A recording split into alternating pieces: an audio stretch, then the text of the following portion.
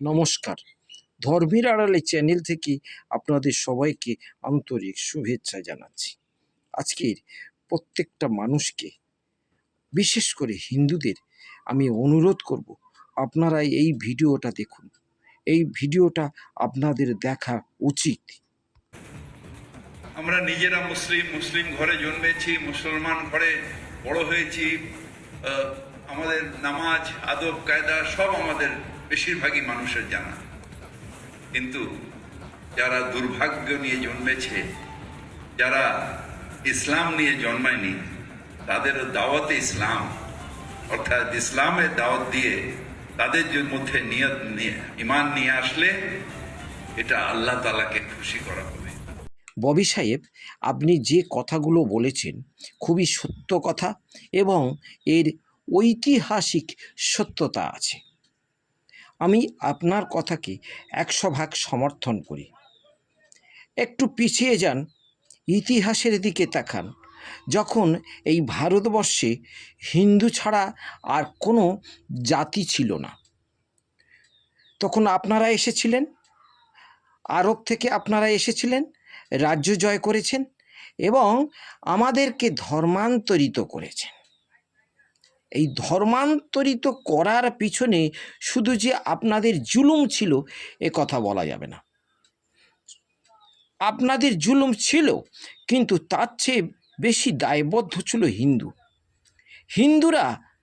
অনেক হিন্দুরা বাধ্য হয়ে হিন্দু ধর্ম থেকে পালিয়ে যেতে চেয়েছিল। এ কথাটা ইতিহাস অস্বীকার করে না, কারণ হিন্দুরা সংকীর্ণ ধর্মীয় মনোভাব নিয়ে চলে। তাদের সংকীর্ণ মনোভাবের জন্যে বিভিন্ন দেবদেবী তৈরি হয়েছে, বিভিন্ন সংকীর্ণ গোষ্ঠী তৈরি হয়েছে এবং গোষ্ঠী দ্বন্দ্ব তৈরি হয়েছে। সেই গোষ্ঠী দ্বন্দ্ব ফলশ্রুতি হিসেবে জাতিভেদ, বর্ণভেদ প্রথা এসেছে, অস্পৃশ্যতা এসেছে। এক বর্ণ আর এক বর্ণকে ঘৃণা করত, এক বর্ণ আর এক বর্ণকে মন্দিরে উঠতে দিত না। ওরা ছোট জাত, নিচু বর্ণ ইত্যাদি বলে তাদেরকে শোষণ করত, তাদের উৎপীড়ন করত, নিপীড়ন করত। তারা মনে প্রাণে এই হিন্দু ধর্ম থেকে বেরিয়ে যাবার চেষ্টা করেছিল। আর আপনারা আসার পরে তারা আস্তে আস্তে বেরিয়েও গেছে। এর জন্যে দায়ী আপনারা নন, হিন্দু ধর্মটাও কিন্তু দায়ী নয়। হিন্দু ধর্মে জন্মে যারা সংকীর্ণতাকে নিয়ে হিন্দু ধর্মকে দেখতে চেয়েছে তারা দায়ী। তাদের দায়ী করতে হচ্ছে, কারণ তারা হিন্দু ধর্মটাকে শেষ করে দিচ্ছে। আজ যদি মহাপ্রভু না আসতেন, মহাপ্রভুর পারিষদরা না আসতেন, তাহলে হাকিমবাবু আপনি দেখতে পেতেন যে এই পশ্চিমবঙ্গ আর পশ্চিমবঙ্গ থাকতো না, এই পশ্চিমবঙ্গ পূর্ববঙ্গ হয়ে যেত। কাদের জন্যে? হিন্দুদের জন্যে। হিন্দুরা হিন্দুদের শেষ করে দিত। মহাপ্রভু যদি না আসতেন, অস্পৃশ্যতা চরম মাত্রায় গিয়ে দাঁড়াতো, যার ফলে হিন্দুদের উপর উচ্চ বর্ণ হিন্দুরা নিচ বর্ণ হিন্দুদের ওপর নির্যাতন চালু রাখত। সেই নির্যাতিতা হিন্দুরা আপনাদের ধর্মে চলে যেত। তো আপনি ঠিক কথা বলেছেন। আমি আর একটা এভিডেন্স দিচ্ছি আমার হিন্দুদের জন্যে।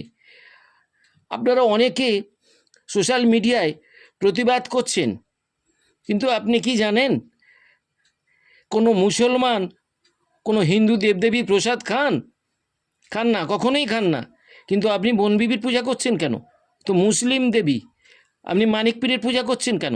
আপনি ছওয়াল পীরের পূজা করছেন কেন? আপনি গাজী পীরের পূজা করছেন কেন?